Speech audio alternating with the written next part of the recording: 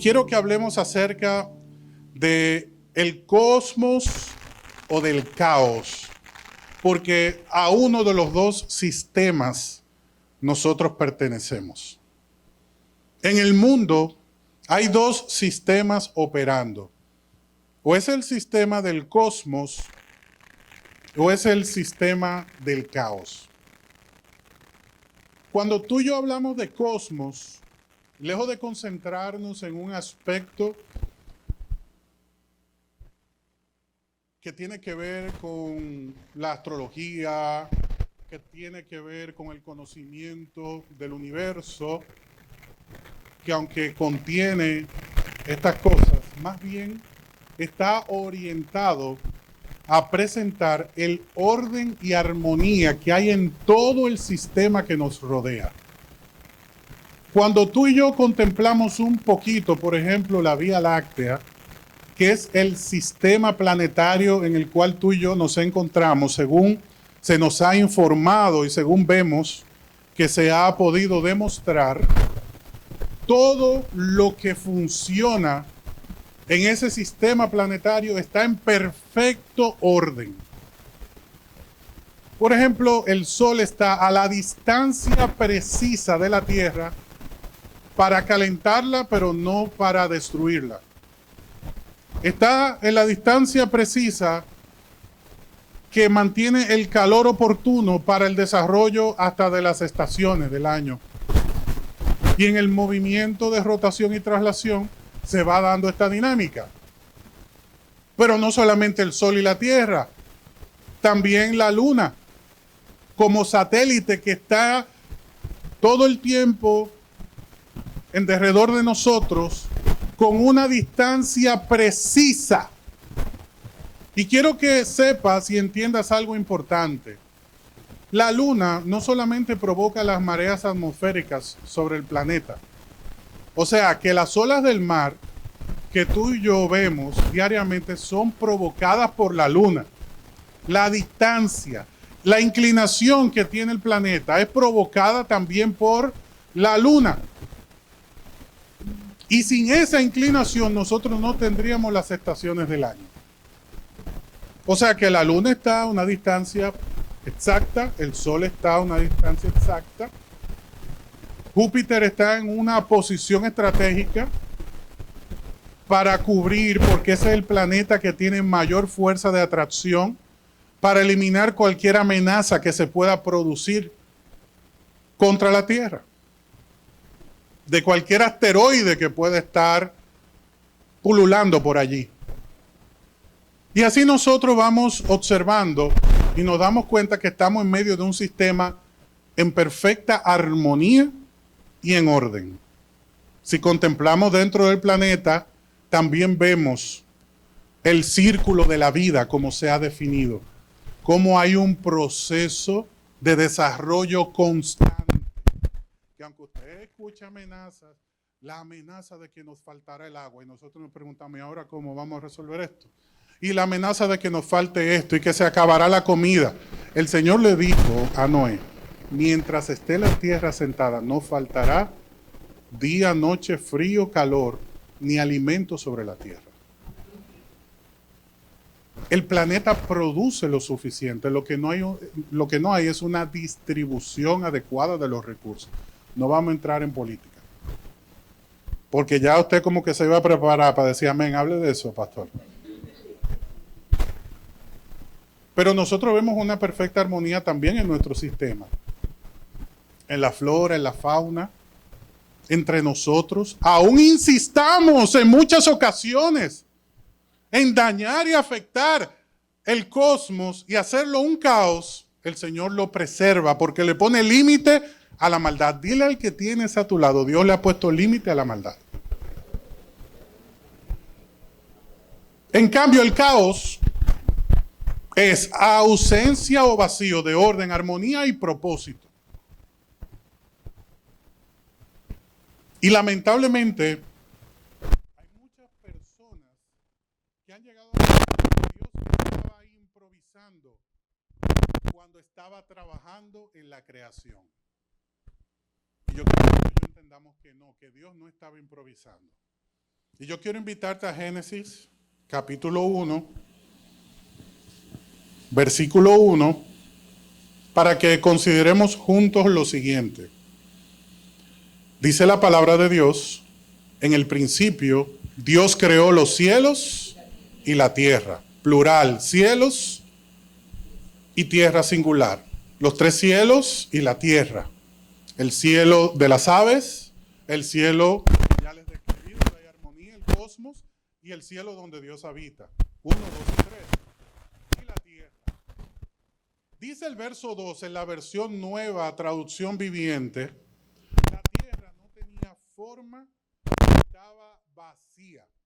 Yo salto y me voy a la traducción tradicional, Reina Valera 1960. En el principio Dios creó los cielos y la tierra. La tierra estaba desordenada y vacía. Y aquí entra la teoría de caos en la iglesia, donde se introduce una línea de pensamiento de caos, donde se comienza a presentar como una posible teoría de desorden al momento en el cual se une la caída de Luzbel y se desordena toda la tierra. Pero no podemos pasar por alto que Génesis 1 viene desarrollando un orden de creación.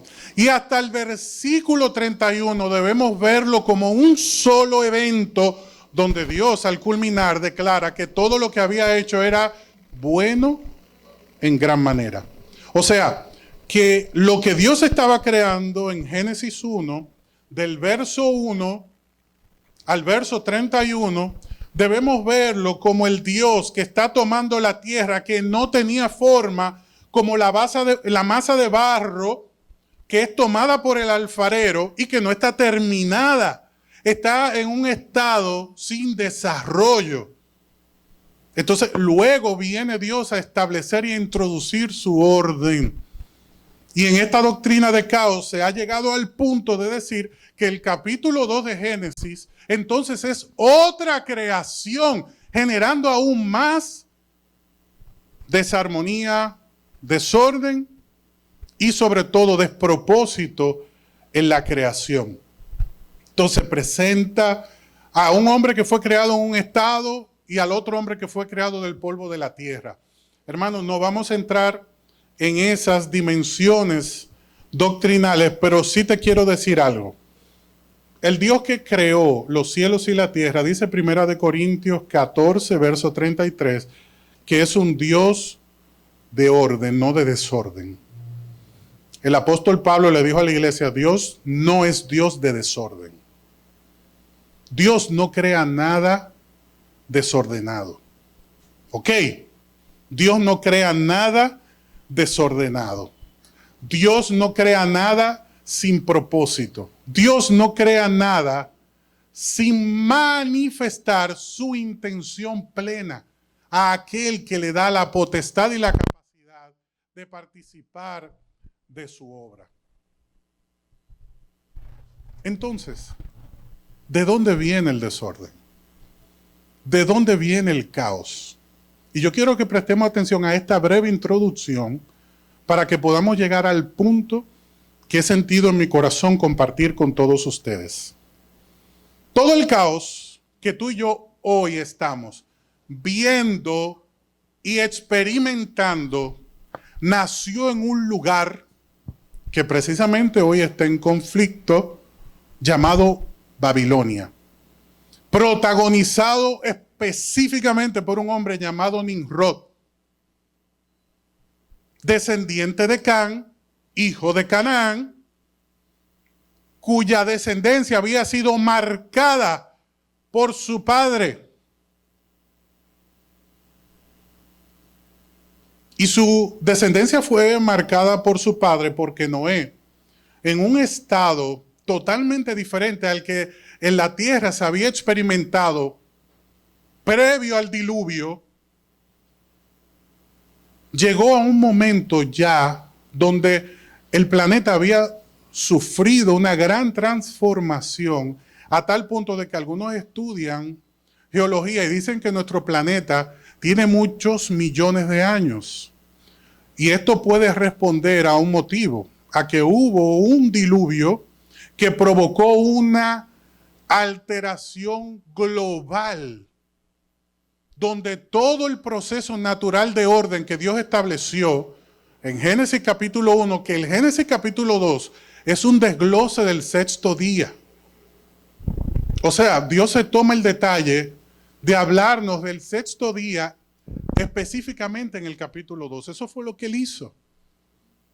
Entonces, en Génesis 6 vemos un desorden de pecado, lo que trae el diluvio. Pero ninguno de nosotros estamos conectados directamente con el estado del hombre en Génesis 6, sino en Génesis 11, cuando se construye la famosa Torre de Babel, que es donde se genera todo el caos, toda la confusión y todo el desorden, que usted le escribe a alguien en su mismo idioma un mensaje por WhatsApp y esa persona lo malinterpreta y le dice, cuando te vea te mato. Y uno dice, ¿qué pasó? Ay, es que escribí esto mal. No, disculpa, pero ¿qué pasó? ¿Y por qué tanta violencia? No, porque tú dijiste tal cosa de mí. No, yo no dije eso, discúlpame. Fue el autocorrector, pues está bien, no te voy a matar ya. Y tú dirás, no, pero ¿cuánta violencia, hermano? Se ven cosas peores. Por una mala interpretación, una palabra que no se entendió, algo que no se dijo, y eso trae grandes confusiones. Pero ¿de dónde viene el caos? Cuando Dios estableció un sistema ordenado, ¿de dónde viene entonces el caos? Cuando Dios creó un cosmos. Voy a pasar rápidamente por todo esto, porque quiero llegar a un punto. Dice Génesis 10, verso 9, que Cus también fue antepasado de Nimrod. ¿Quién era Nimrod? Pues les explico. Dice la Biblia que fue el primer guerrero heroico de la tierra. Fíjate quién es el inspirador de los héroes que nosotros vemos en la televisión, en el cine. El primero de todos, el primer héroe conocido en la tierra, se llamó, entre los hombres me refiero, Nimrod. Dice el primer guerrero heroico de la tierra. Lo está diciendo la palabra de Dios. Y dice el verso 9, ya que Nimrod fue el mejor cazador del mundo, su nombre llegó a ser proverbial. A tal punto de que la gente decía, este hombre es como Nimrod, el mejor cazador del mundo. O sea, que cuando alguien se destacaba, le decían, muchacho, pero tú eres como Nimrod. Porque ya había sido considerado alguien proverbial. Entonces dice el verso 10 de Génesis 10, que él construyó su reino en la tierra de Babilonia. Ya nos ubicaron en un espacio. Con las ciudades de Babel, Erec, Akkad, Calne. Y dice el verso 11 que desde allí se extendió su territorio a Asiria y construyó ciudades, escuche bien, como Nínive, Rehobot, Ir y también Cala. Y Resén, la gran ciudad entre Nínive y Cala. Entonces dice el capítulo 11 de Génesis, verso 1, que hubo un tiempo, hasta este momento, pues no había el caos que tú y yo vemos en nuestros medios, en nuestro sistema. Dice Génesis 11:1 que hubo un tiempo en que todos los habitantes del mundo hablaban el mismo idioma y usaban la misma palabra. O sea, la gente se entendía. Había armonía, había orden y había propósito. Al emigrar hacia el oriente, encontraron una llanura en la tierra de Babilonia. ¿Quiénes? Señores, los que andaban con Nimrod. Y se establecieron allí. Entonces dijeron, y aquí viene el punto importante. Vamos, construyamos una gran ciudad. O sea que Nimrod es el que forma la primera constructora, ¿ok?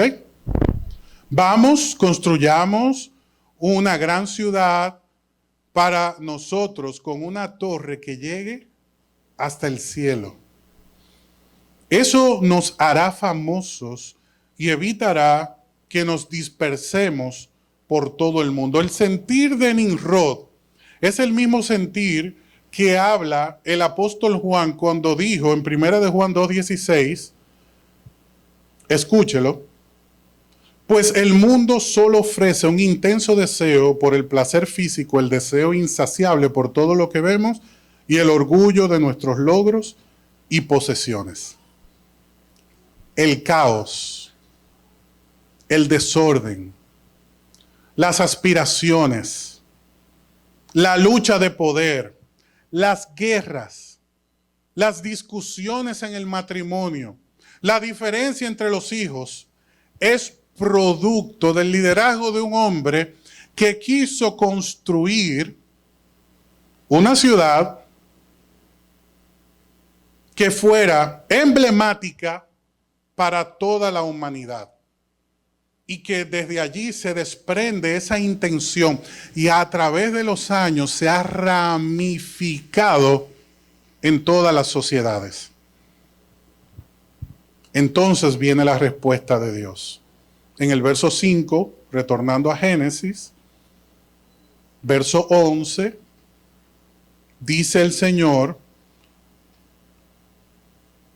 pero el Señor descendió para ver la ciudad y la torre que estaban construyendo y dijo, miren, la gente está unida. ¿Cómo estaba la gente? Ok, había armonía, ¿verdad? Todos hablaban el mismo idioma. Entonces había orden, había armonía y había orden. Después de esto, nada de lo que se propongan hacer les será imposible. Vamos a bajar, el Señor hablando en plural, una conversación en la triunidad de Dios, donde Él dice, vamos a bajar a confundir con diferentes idiomas, así no podrán entenderse unos a otros. Nimrod significa rebelde. Eso es lo que significa Nimrod. Y nosotros lo que acabamos de leer, se los voy a resumir. Usted después lo puede repasar, pero lo que les acabo de compartir se puede resumir de la siguiente manera. Nimrod fundó Babilonia, fundó una constructora que se llamaba Babel, una religión también, que no estaba bajo el orden de Dios, sino donde las figuras principales eran una mujer y su hijo. Fíjate que la figura que Dios presenta es el Padre y el Hijo, pues entonces Nimrod presentó como figuras de adoración una mujer y su hijo. Este sistema, y es al punto que quiero llegar, no ha desaparecido, sino que más bien a través de los años se ha transformado. Con nombres distintos, se ha esparcido por el mundo, se ha predicado desde las universidades, en las empresas de poder, entre la política, entre la iglesia, y esta ramificación llega hasta nuestros días. Lo que ha producido un espíritu que ataca lo que Dios ha establecido en perfecto orden, que se llama el espíritu babilónico.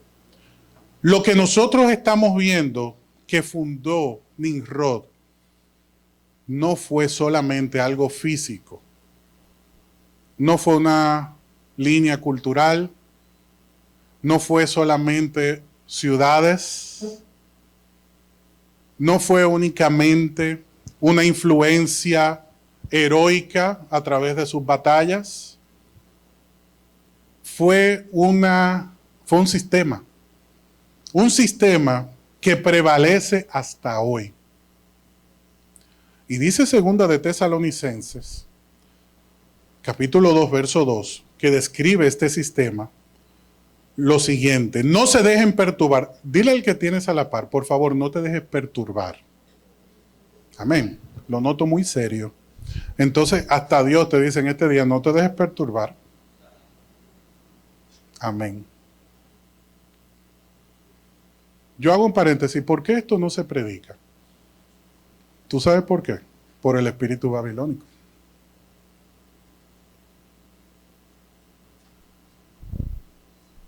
Porque esto es un mensaje que no es famoso, no cala. Pero es la realidad de lo que está pasando en la sociedad.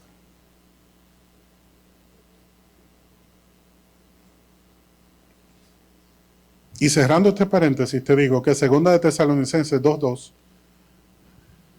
dice, no se dejen perturbar, no se alarmen tan fácilmente por los que dicen que el día del Señor ya ha comenzado. ¿Cuántas veces nos han dicho en estos días que ya estamos en el cuarto sello, que esto, que aquello? El Señor te dice, no te dejes perturbar por eso, no les crean, ni siquiera si afirman haber tenido una visión espiritual, una revelación o haber recibido una carta supuestamente de nosotros. No se dejen engañar por lo que dicen, pues aquel día no vendrá hasta que haya una gran rebelión contra Dios, el espíritu babilónico en acción. Y se dé a conocer el hombre de anarquía, el Nimrod de nuestros días, aquel que trae destrucción. Dice el verso 4, se exaltará a sí mismo y se opondrá a todo lo que la gente llame Dios y a cada objeto de culto. Incluso se sentará en el templo de Dios y afirmará que él mismo es Dios. El espíritu babilónico es tan peligroso que con su caos, su último y gran objetivo de establecer rebeldía, desorden y destrucción son los hogares y las familias. Ya inundó las universidades, inundó el sistema político, desvirtuó el sistema religioso, todas las esferas, todos los ambientes financieros han sido permeados por el espíritu babilónico, que recuerda que nació en Babilonia por un hombre llamado Nimrod, cuya generación había sido sentenciada por su bisabuelo Noé, que en un momento luego del diluvio, al preparar vino y entrar en un estado de fermentación distinto al que él conocía previo al diluvio, se embriagó y el que lo encuentra es Can, su hijo menor, y en vez de cubrirlo y cuidarlo, se burló de él. Incluso algunos llegan a decir que hizo algo peor, porque la maldición de Noé sobre Can fue demasiado fuerte. Algo tuvo que haber hecho adicionalmente, piensan algunos, que provocara la ira de su padre. Entonces, de esta familia, bajo esa maldición, en la cual Noé le dijo, tú le servirás a tus hermanos, y ellos estarán sobre ti siempre, y tú serás su siervo, y ellos serán tu señor. Le quitó todo privilegio, le quitó toda oportunidad de bendición, lo sentenció. Y de allí viene Nimrod, un hombre marcado por la maldición, y en su orgullo se quería rebelar contra Dios por haber permitido que Noé maldijera a su padre, a su abuelo, en esa condición en la que él mismo fue descubierto. Entonces, dadas esas circunstancias, nosotros llegamos hasta nuestros días. Y este espíritu babilónico se está manifestando en los hogares, que es lo que nos involucra a todos y es el punto al cual quería llegar. ¿Cómo ser libres del espíritu babilónico? ¿Cómo identificarlo? ¿Cómo nosotros podemos contrarrestar y saber con qué estamos tratando. Ya hemos visto una clara evidencia de cómo ha interactuado a través de los años, cómo se ha metido en todas las esferas, pero por eso vemos que hoy día todos los cañones están enfocados a la destrucción de la familia. Desde las empresas, desde los lugares de comida, todos los cañones del mal están enfocados en la destrucción de la familia. ¿Por qué? Porque es la gran y última estocada del espíritu babilónico, gobernado por Nimrod, inspirado por el enemigo, que traerá como consecuencia la exaltación de un Nimrod moderno que nosotros conocemos como el anticristo. Todo está preparado, pero faltaba esta estocada final a la familia. ¿Y cómo está siendo abordada nuestra familia? Señor, esto ha sido tan bien planificado que está sucediendo delante de nosotros y no te voy a decir que no nos estamos dando cuenta. No nos dimos cuenta. El espíritu de Nimrod se está metiendo en tu casa a través de la comida, número 1, de lo que comemos, comidas alteradas, comidas influenciadas, comidas consagradas y marcadas espiritualmente por el espíritu babilónico. Y aunque tú no lo creas, por eso el niño tranquilo se come esa determinada comida y se pone loco, que tú dices, no, que es el azúcar. ¿Pero qué azúcar? Si él ha tomado 1000 veces ese refresco.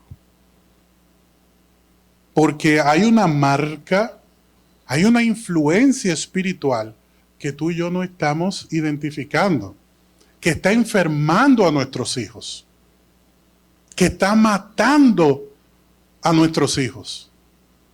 Y que no es que está pasando, no, es que pasó y es muy tarde para aquel que no lo ha entendido. El espíritu babilónico se está metiendo en los medicamentos que tomamos y que toman nuestros hijos. A través de la televisión, eso usted lo estaba esperando, claro, porque es que es tan evidente, pero también está muy bien disimulado y proyectado, que es natural todo lo que está sucediendo. Mi hija estaba con mi esposa y estaba recibiendo una clase de inglés. Y en esa clase, que se presenta de una manera muy dinámica, muy atractiva, a ella le toca participar en una conversación donde la familia es homosexual. Pero mi esposa la está escuchando y llega un momento que dice, no, espérate. Pero ahí está hablando de 2 mujeres, pero las 2 mujeres son pareja. Y ella la vuelve a empezar y se sienta a ver. Y en esa conversación, una joven le fue a presentar a su madre a su pareja.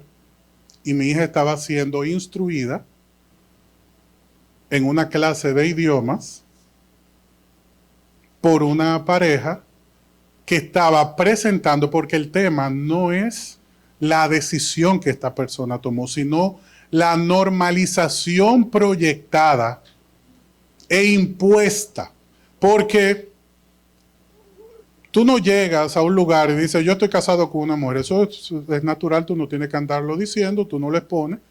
Tú como maestro no impones nada, por ejemplo, en caso de una relación en orden, pero en cambio hay otras personas que tienen que imponer y procurar la validación y la aceptación del que está bajo ese sistema. ¿Por qué razón? Porque el último eslabón es la familia. Las redes sociales, como tú y yo lo sabemos, en la educación también, que ya te lo acabo de mencionar el ejemplo, entre otros aspectos. Entonces tú me dices, bueno, si el espíritu babilónico se está metiendo de esta manera en mi casa, en mi vida y en la vida de mis hijos, entonces, ¿qué puedo hacer? Yo te pregunto, cuando tú le das un medicamento, tú no oras por ese medicamento que tú le estás dando a tu hijo o a tu hija. Porque lo primero que yo hago, como mi confianza está puesta en el Señor, y te lo recomiendo a ti, es pedirle a Dios que ese medicamento haga única y exclusivamente lo que está determinado por previa presentación en el cuerpo de mi hijo, y lo que no, que se expulse. Y lo que no, que se expulse en el nombre de Jesús. Y esto no es una lucha contra las farmacéuticas, contra las empresas de comida y de comida rápida, ni mucho más. Hermano, esto es un sistema. Es el sistema en el que estamos. Es la realidad. La pregunta es, ¿cómo vamos nosotros a administrar nuestra vida en este tiempo? Porque es el reto. Enseñar a nuestros hijos a compartir en un ambiente con dicha condición y lineamiento, pero cuando nosotros respondemos a otros. Y lo que nosotros vemos en la palabra es que Jesús anduvo en el sistema, predicó en medio del sistema, estableció el orden de Dios, pero no se quedó callado. No dejó de decir la verdad. No dejó de llamar las cosas por su nombre. Usted y yo tenemos que orar por los alimentos. Yo apenas vi un video en estos días donde nos dicen tanto, mejor los peces. Son más saludables que cualquier otro alimento. Y ciertamente lo son. Pero hay muchos que por la cantidad de medicamentos que reciben en los corrales marinos que se encuentran, están infectados de enfermedades terribles que desfiguran dichos peces. Y yo estuve viendo un video también de esto y me quedé asombrado. Como los salmones, como los atún y los demás peces más costosos, por la cantidad de medicamentos para su crecimiento acelerado y todo lo demás, pues se está dañando. Pero ¿cómo tú y yo vamos a identificar? ¿Cómo vamos a prever? ¿Cómo vamos a evitarlo? Nuestra única esperanza está en Cristo, hermanos. Tú envías a tu hijo al centro educativo y tu esperanza tiene que estar en Cristo. Tú tienes que orar sobre él. Tú envías a tu esposa, a tu esposo a la calle y tú tienes que orar por esa persona. Tú tienes que cubrirla en oración. Porque hay un espíritu de rebeldía, de destrucción y de muerte que se ha levantado en contra del cosmos, del orden, de la armonía, del propósito que Dios ha establecido. Y yo he querido llevarte al origen de todo esto para que tú y yo entendamos que esto no es nada que tiene que ver con un ataque dirigido a nadie. Que es una realidad de la que estamos. Mira lo que estás comiendo. Mira los medicamentos que estás tomando. A mí me recetaron un medicamento que a los 2 o 3 días vi que estaba siendo prohibido en Europa por la cantidad de daño que ha producido en cantidad de personas. Y yo decía, no puede ser. Y cuando me paro y veo, le digo a Jamie, mira, pero ese es el que yo estoy tomando. Y tengo 1 semana tomándolo ya. Estas son personas que tenían años tomando ese medicamento. Digo yo, mira, eso me recetó el doctor.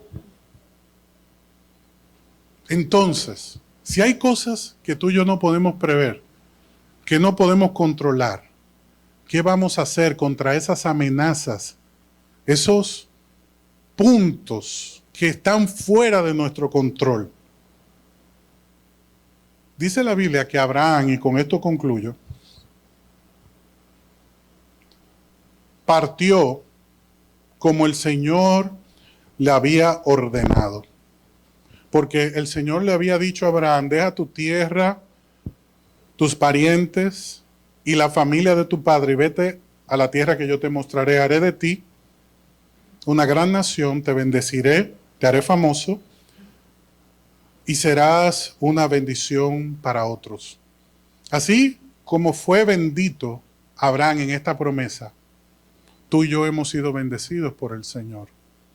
Porque nuestro Señor Jesucristo, en el Evangelio de Juan capítulo 17, conecta esta bendición abrahámica con la iglesia. Cuando dice, yo también oro por ellos, haciendo una referencia a los gentiles, aquellos que van a creer después de mí. Y oró por la iglesia y la consagró. ¿Tú sabes por qué tú y yo estamos de pie y hemos tomado cosas mortíferas, dañinas, que pudieron matarnos hace tiempo y no hemos muerto? Porque el que inició la buena obra en nosotros dijo que le iba a terminar. Si tú lo crees, dale un aplauso al Señor.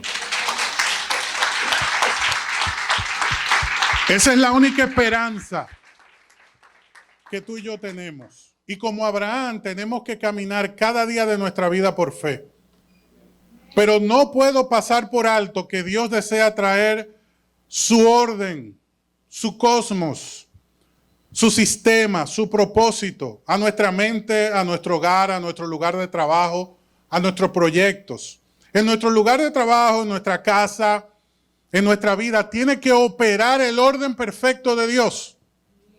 Y para que ese orden perfecto de Dios se establezca y funcione, y el que entre sienta un ambiente, una atmósfera diferente, tenemos que dejar que Dios obre. En el principio creó Dios los cielos y la tierra. La tierra estaba sin terminar.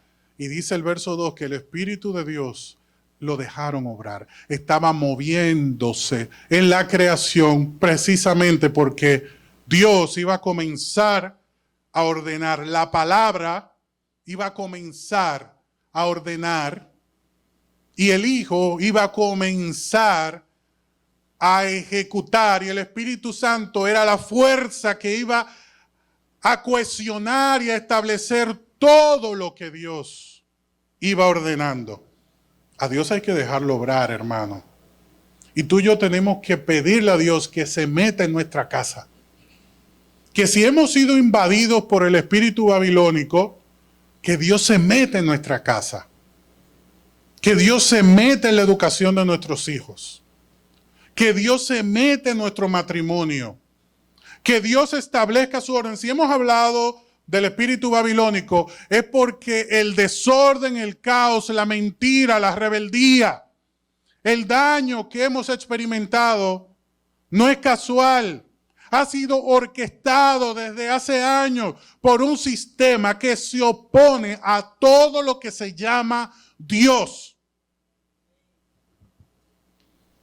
Pero hay un apego de corazón demasiado fuerte a todo lo que se ofrece desde ese lugar del espíritu babilónico, desde ese sistema. Y eso es lo que Dios quiere hoy romper en el nombre de Jesús. Porque cuando tú no te puedes entender con una gente por teléfono, así opera el espíritu babilónico. Tú dirás, pero es que yo recibí a Cristo, todo eso se rompió. Sí, pero eso es algo que tú aprendiste. Eso es algo que tú tienes años practicando. Es algo que el sistema te obliga a cumplir. ¿Y cuántas cosas nosotros hemos visto y sabemos que no debemos hacer y aún así las hacemos? Porque es un espíritu seductor. Es un espíritu seductor que se aprovecha del hombre y la mujer de este tiempo, que dice la Biblia que tendrá solamente amor por sí misma, por su dinero. Esto le dijo el apóstol Pablo a Timoteo en 2 de Timoteo 3:2. Serán fanfarrones y orgullosos, se burlarán de Dios, serán desobedientes a sus padres, malagradecidos. No considerarán nada sagrado, no amarán ni perdonarán, calumniarán a otros y no tendrán control propio. Serán crueles y odiarán lo que es bueno. Traicionarán a sus amigos, serán imprudentes, se llenarán de soberbia y amarán el placer más que a Dios. Actuarán como religiosos, pero rechazarán al único poder capaz de hacerles obedientes a Dios, el espíritu babilónico. Es un espíritu religioso.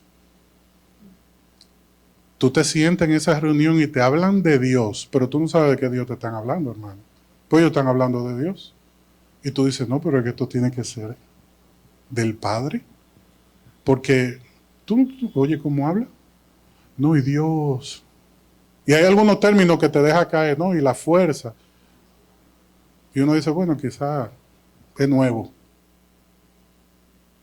O es un término. Y uno comienza como a querer justificar y armonizar en la mente. Es un espíritu de mentira. Se llama el espíritu babilónico. No, y Dios, pero ven acá, hace rato tú me estás hablando de cómo que se llama tu Dios. ¿Cómo es que se llama? Oh, el Dios de todo Dios. No, el mío se llama Jesucristo, el tuyo, ¿cómo que se llama? Porque el que no se somete a ese nombre no tiene nada que ver con el orden, con el cosmos, con el sistema de orden que Dios ha establecido. Es fácil romper con el espíritu babilónico. Con esto, quiero pedirte que te pongas de pie ahí donde estás. Es fácil romper con esto.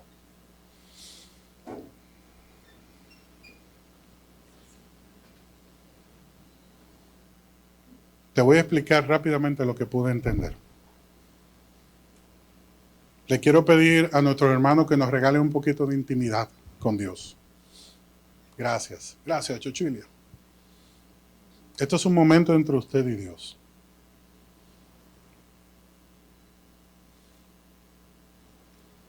Oye bien, yo quiero que recibas esta palabra en el Espíritu.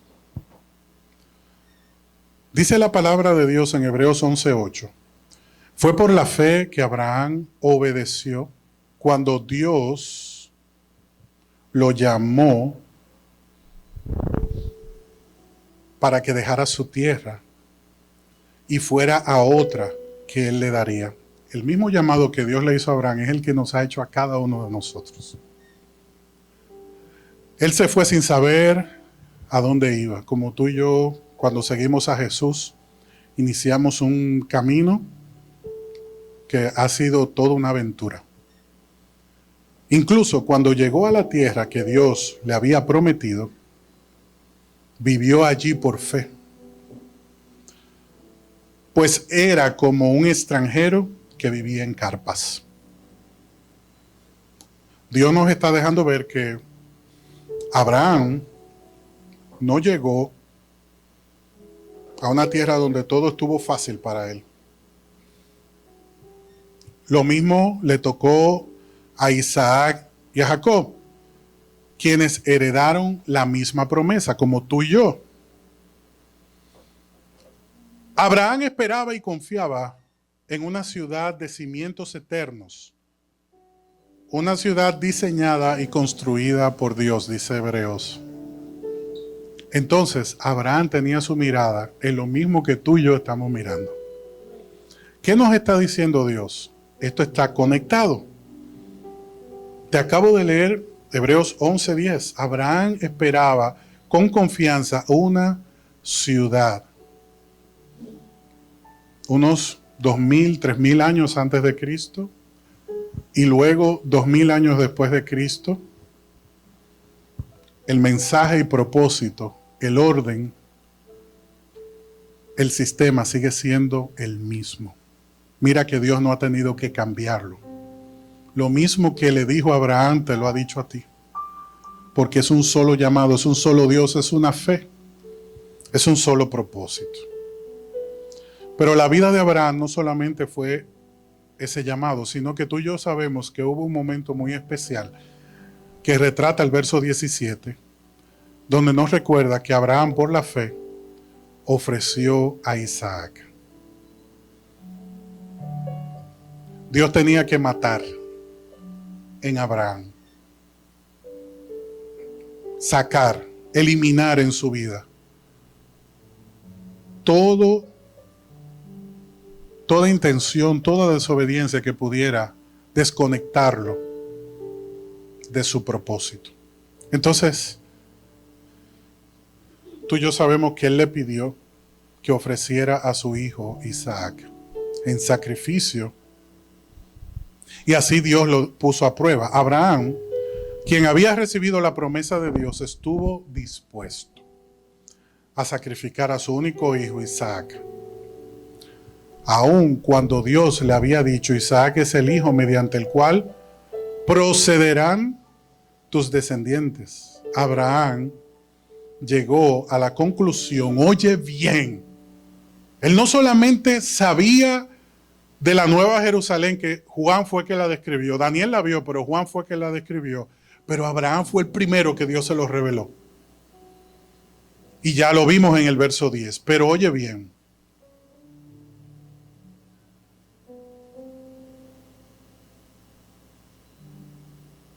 Abraham tenía una esperanza.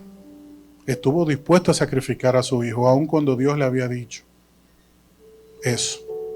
Porque Abraham llegó a la siguiente conclusión, de que si Isaac moría, Dios tenía el poder para volverlo a la vida. Y en cierto sentido, Abraham recibió de vuelta a su hijo de entre los muertos. Él tenía la esperanza y él dijo: si yo tengo que quitarle la vida porque Dios me lo pidió, el Dios que me lo pidió lo va a resucitar. Hay algo que Dios te está pidiendo y que para ti es ilógico, es fuera de este mundo. Pero Él te está diciendo: sacrifícalo. Sacrifícalo. Porque el espíritu babilónico se conecta y se aferra a todo lo que puede sacarle provecho. Y va a explotarlo, a alimentarse y a crecer mientras tú y yo lo permitamos. Y tú y yo sabemos que la lucha de la vida de Abraham fue esta. Esta fue la lucha de su vida. Pero yo te voy a decir algo todavía más poderoso con respecto a la renuncia del espíritu babilónico. Todo esto está hermoso hasta el momento y tú te lo sabes de memoria mejor que yo. Pero lo que yo quiero saber es si tú conoces un detalle muy importante. Quiero preguntarte, ¿qué edad tenía Isaac cuando Dios pidió a Abraham que lo sacrificara? La idea natural que tenemos nosotros es que era un niñito, ¿verdad? Como Matías. Mire, Isaac tenía 37 años. No te desconectes. Isaac tenía 37, 32, 37 años. En pocas palabras, para Abraham sacrificarlo iba a tener que luchar para matarlo. Porque es como si él me hubiese llevado a mí a un lugar de sacrificio, mi papá, y de un momento a otro, para matarme tiene que sorprenderme. Venir por detrás y clavarme la estaca, o querer cortarme el cuello y quizá yo evitarlo y entrar en una lucha. Pero ¿qué te pasa? Te pusiste loco. Y eso no es natural. Tú no vas a decir: sí, córtame el cuello. Tú me tienes que explicar lo que está pasando. Porque ya él le había dicho como hombre: ¿y dónde está la ofrenda? Porque vamos a un altar. Yo no estoy entendiendo esto. Y él le dijo: el Señor va a proveer. Es su papá. Él decidió confiar. Pero él iba a tener que matar a un hombre. No era un niño indefenso, inocente.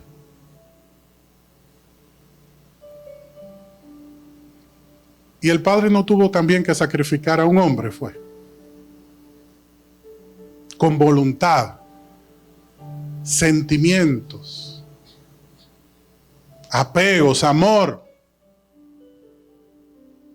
Si nosotros vemos esta realidad desde la perspectiva de Dios, debemos entender que romper con el espíritu babilónico va más allá de nuestras propias fuerzas.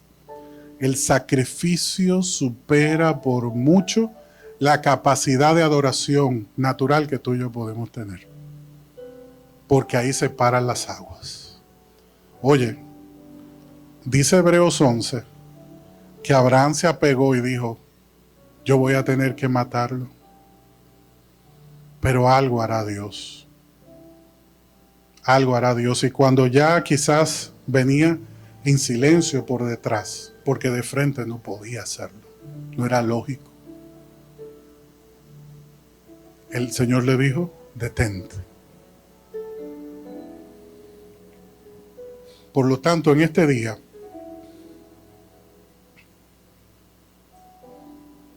tiene que morir en nosotros el apego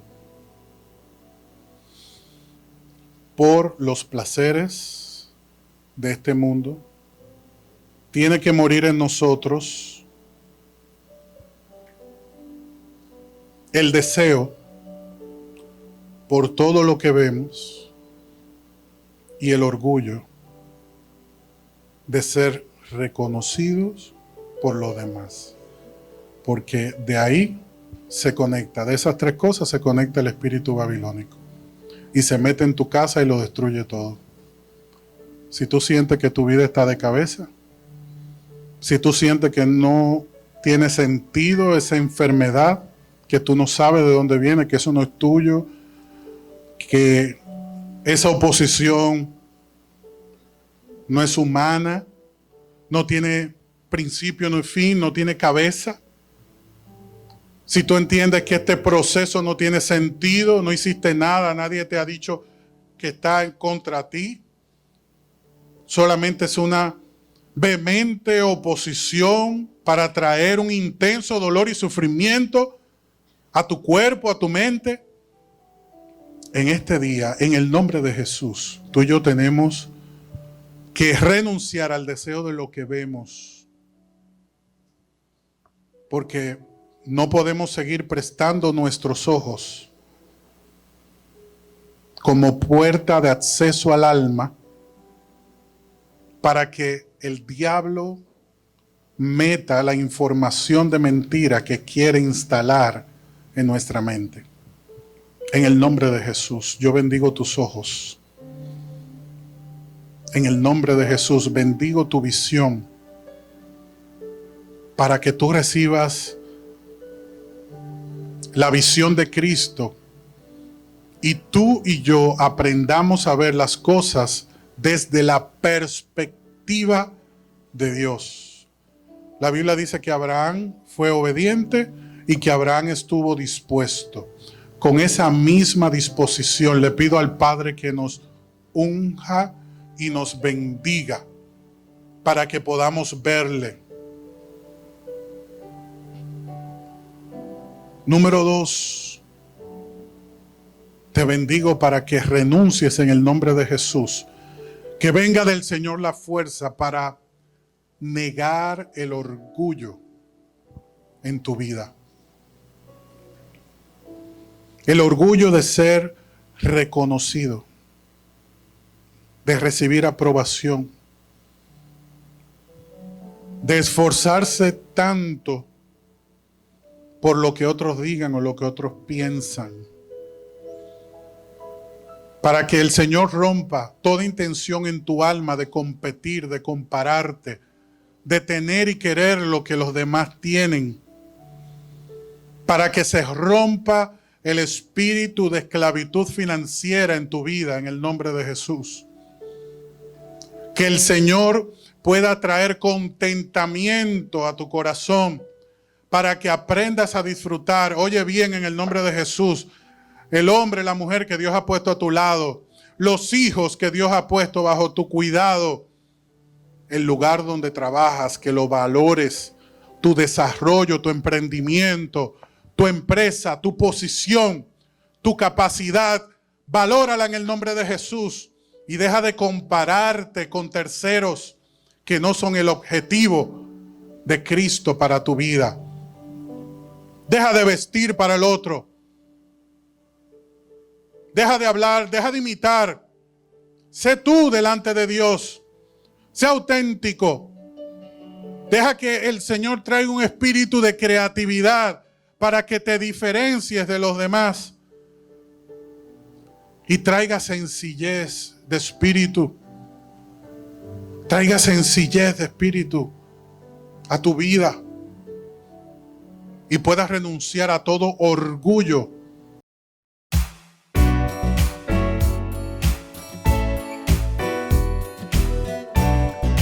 Somos Iglesia Salem y te invitamos a suscribirte a nuestro canal de YouTube y a seguirnos en Instagram y Facebook como ISalemRD. Queremos bendecirte con un mensaje que transformará tu vida. Estamos ubicados en el kilómetro 8,5 de la Avenida Independencia, en el primer nivel de la Plaza Don José Oscar.